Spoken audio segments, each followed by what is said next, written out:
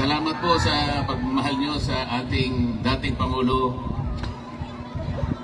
Salamat po sa pagmamahal nyo sa ating Vice President. Salamat, Mayor Pulong, at nandito ka rin pala. Salamat, Senator Robin. Salamat, Mayor.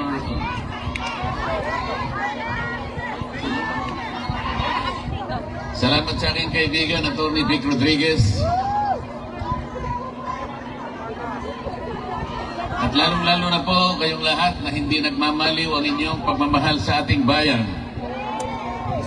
Napaka-problemado po ng ating bansa, ngunit huwag po tayo mawawalan ng loob.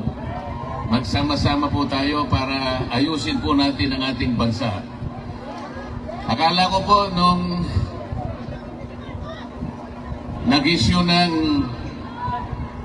resignation order ang ating Pangulo, akala ko totoo na eh. Akala ko naman yung bureaucratic reset. Kahit kunti lang, naniwala ko, baka okay naman yata ito. Wala rin. Akalain mong naglagay siya ng PNP, si Torre na naman. Kilala niyo ba si General Torre?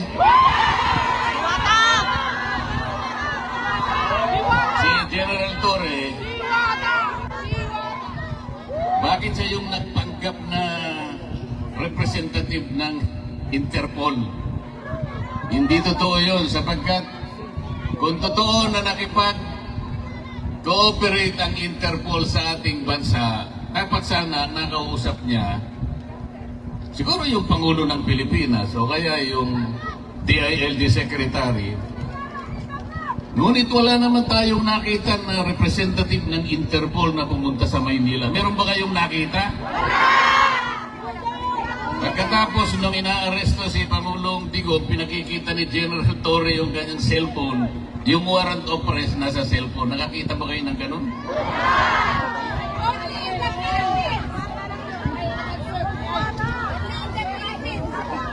Hindi po ganun ang pagsisilbi ng warrant of arrest. Dapat po yung representative ng Interpol ang pumunta sa Maynila, dala-dala niya yung physical copy ng warrant of arrest. Ganon po yung paraan, hindi po pinakikita sa cellphone. Yun pong counterpart ng Interpol sa Maynila, ito yung PCTC. Ito yung executive director, nandun dapat hindi nagpakita. Ang kanilang ginamit ay General Torre na walang kapangyarihan magsilbi ng warrant of arrest. Wala rin siyang kapangyarihan na bumasa ng Miranda warnings. Bakit siya na naman ang na-appoint na PNP chief? So, ang buong akala ko, pag pinagtatanggal mo, pinag-resign mo lahat, ang miyembro ng iyong gabinete, tanggalin mo na silang lahat, pumili ka na lang ng mas magaling. O hindi naman nata totoo eh. Tingnan po ninyo kung anong nangyari sa ating bansa. Yung ekonomiya natin, humirap na ng humirap ang ating bansa. Yung presyo ng bilihin hindi na maaabot ng kinikita ng karaniwang manggagawa. Nag-aaway nga sa Kongreso ngayon eh. Kasi po sa taas ng bilihin, kinakailangan mag-legislate na lang na maitaas na yung sahod. 200 pesos per day, sabi ng House of Representatives. 100 pesos, sabi naman ng Senado. Ang tagal na magdebate. In the meantime, kawawa ang mga mamamayan. Bakit hindi na lang nilagay 150 pesos na lang, i-legislate na yan, pansamantala man lang, makaabot-abot man lang yung kinikita. Hirap na ang Pilipino. Pagkatapos, hindi naman niya tinanggal yung mga economic managers. Nandun pa rin ang BBM. Nandun pa rin yung NEDA, pinalitan lang ang pangalan. Nandun pa rin ang, ano ba yun? Department of Finance. DOJ! Eh anong gagawin mo? Akala ko ba ang pangit ng ating ekonomiya? Akala ko ba ayusin natin? Ba't hindi ka maglagay ng matino? Naglagay ka pagkatas, tinanggal mo pagkatas, nilagay mo sa ganito. Hindi po pwede yung gano'n. Pero kaya po tayo nandito sapagkat nandito ang taong kinikilala natin ang pinakamabuti, ang pinakamagaling na presidente ng Republika ng Pilipinas. Akalain mong dadalhin dito? May araw na. Yun po bang ating hustisya sa Pilipinas ay hindi na gumagana? Is our judicial system in the Philippines no longer functioning? Is our prosecutorial system in the Philippines no longer able to function? Hindi po totoo yun. Umiiral, gumagana, umaandar ang hustisya ng ating bansa. Kung nagkamali ang sinumang Pilipino, kung nagkamali halimbawa ang isang naging Pangulo, pwede litisin natin, pwede husgahan natin, pero sa sarili nating patakaran, sa sarili nating batas, hindi sa batas ng ICC. Pagtiyagaan na lang po natin, kahit anong mangyari, mawawalan din ng saysay ang ginawa nila laban kay Pangulong Digong. Lalabas din po ang katwiran, magtatagal lang po ng konti dahil may proseso. Wala ng jurisdiction ng ICC sa ating Pangulong Digong. Maniwala kayo sa akin. Pinatatagal lang nila sapagkat pinupolitika din dito yan. Mahirap lang magsalita kung akala nila tayo ay nagsasalita laban sa ICC. Hindi po. Ang sinasabi lang natin, kahit balik-balik na rin mo ang pangyayari, wala ng jurisdiction po ang ICC. Pati po yung charge na kanilang ikinapit sa Pangulo, crime against humanity, hindi kakapit sa Pangulong Rodrigo Duterte. Sapagkat yung war on drugs, hindi po klasifikado na crime against humanity. Yung programa na ginawa niya is a legal, it is a regular governmental action to wipe out drug problem in our country. Presidente po siya, siyang nakakaalam ng mabuti para sa kanyang bansa. He should have been judged by the benefit, by the advantages reaped by the Filipino people from his program. He should not have been judged from the number of people who were killed along the war on drugs. May mamamatay at may mamamatay, alam naman nila yun. Sapagat ang nagsusulong sa droga yung mga kriminal, lalaban at lalaban yung mga yan. Bakit kailangan mo siyang husgahan sa bilang o sa dami ng matay? Kailangan husgahan mo ang isang programa doon sa nakinabang, milyon-milyong pamilyang nakinabang. Ngayon, bumalik na naman ang droga. Ngayon, bumalik na naman ang krimen. Kayo po ang nakakaalam, ang mga kamag-anak nyo sa Maynila ang magsasabi sa inyo, bumalik na naman ang problema ng ating bansa. Kasi po, wala naman silang gustong gawin para ayusin. Salamat po sa inyong lahat. Alam ko po, isa po ako sa inyong ibinoto para maging senador ng ating bansa. Kahit malayo po ang lugar na ito, alam kong nagpupulong-pulong kayo rito. Marami pong gawain sa Maynila. Ngunit kahit konting sandali, kailangan tagpuin ko kayo rito. Para personal po ako magpasalamat. Lahat po kayong lahat, binoto po ninyo ako. Kung hindi sa inyo, baka natupad yung survey. Akalain nyo naman, sa simula't-simula pa, number 36 ako.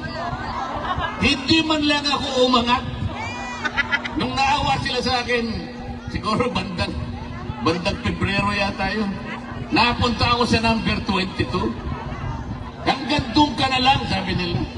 Malapit nang matapos ang Abril, 21 na naman ako. Pagkatapos nagmilagro isang araw, nilagay po nila ako number 12, pero isang araw lang yun. Binaba na naman nila ako sa number 18. Tingnan mo ninyo, ikaw walang hiyaan ng mga survey companies na yun. Naniniwala pa ba kayo dyan? Sipi-sipi ninyo. Merong isang media practitioner sa Maynila, babae, hindi ko nababanggitin ang pangalan, baka sumigat pa. Hindi makamove on. Hindi siya makapaniwala bakit daw si Rodante Marcoleta naging number 6.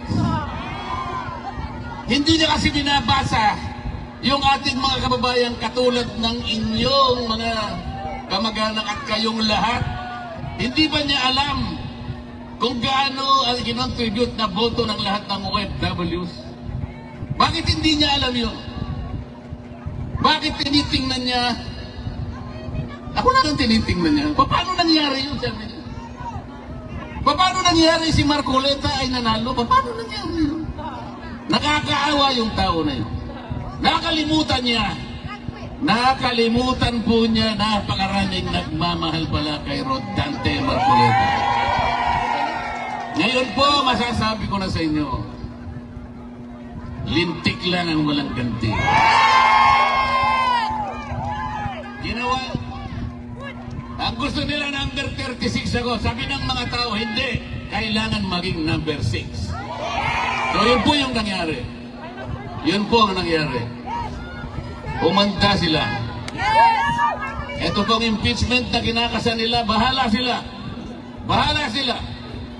Pero kung ako ang masusunod, sabi ko sa kanila, para mabawasan ang kahihiyan ng ating gobyerno, para hindi na mapahiya ang administrasyon, tigilan nyo na. Tigilan nyo na para hindi na mapahiya. Ngayon, kung gusto nyo mapahiya, o ituloy nyo. Hindi rin naman kayo mananalo. Kahit saan tayo mapunta, hindi mananalo. Hindi mananalo ang kalaban ng ating Vice President. Sinabi ko na noong una, uulitin ko sa inyo, kung ayaw nilang itigil, nasa sa kanila. Pero kung gusto nilang mawala ang kanilang kahihiyan, itigil na lang nila. Ngayon, ayaw niyong tumigil, purbahan natin. Sige, isulong ninyo. Pareho din naman ang mangyayari. They will not be able to remove the Vice President. Itaga mo sa bato yan. Itaga nyo sa bato yan. Walang mangyayari. The Vice President will stay as Vice President.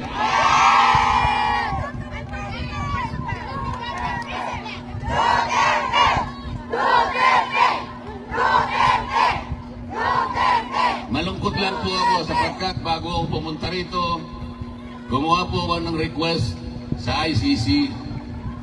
Payagan nyo sana ako kahit ilang minuto lang makausap ko ang dating Pangulo ng Republika ng Pilipinas. Nakikiusap ako sa inyo, sabi ko, sapagkat gusto ko siyang makita ng personal para personal kong sabihin sa kanya ang aking pagpapasalamat. Dahil ako po'y naging senador dahil sa tulong niya. Yes. Marami pong tumulong sa akin, ngunit siya ay malaki po ang naitulong niya sa akin. Naghintay po ako ng mga ilang araw. 1 linggo siguro o mahigit pa. Hanggang ako po'y tumulak papunta rito, wala po silang ibinigay na sagot sa akin. Sa aking palagay, hindi rin po ako makakapasok para makausap ko man lang. Kahit na 3 minuto ay hindi nila ako bibigyan. Anong klaseng justisya naman yung ICC na yan? Yes. Dito pa naman sa Europa. Ang akala ko dito mas matatag, dito mas malinaw ang justisya sapagkat magagaling silang mga tao. Pati ba naman yung 3 minuto o 5 minutong ihingin ko lang, makausap ko man lang, makita ko man lang, mahawakan ko lang ang kamay, makita ko lang kung anong kalagayan niya. Sapagkat malaking bagay naman po para sa isang tao na kagaya niya. Hindi po nila ibibigay siguro sa akin. Ala! Tidyo! Mamaya po, magbabakasakali akong pumunta ron, makita ko man lang yung lugar kung saan siya nakapiit. Pero huwag tayong mawawala ng pag-asa. Huwag tayong mawawala ng pag-asa. Sapagkat, hindi pa naman po tapos ang laban.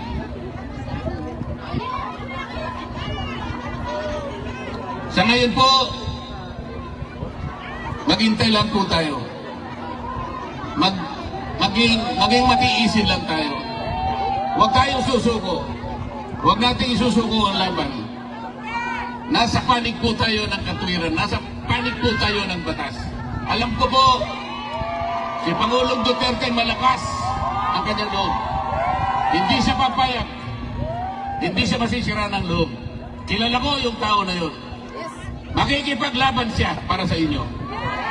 Kahit ganyan ang kalagayan niya, nakapiit siya, pero kayo ang inaalala niya. Kaya, huwag po kayong mawawalan ng loob, huwag kayong mawawalan ng pag-asa. Tatapusin po natin ang laban. Maiuwi po natin ang Pangulong Digong. Let's bring him home. Salamat po sa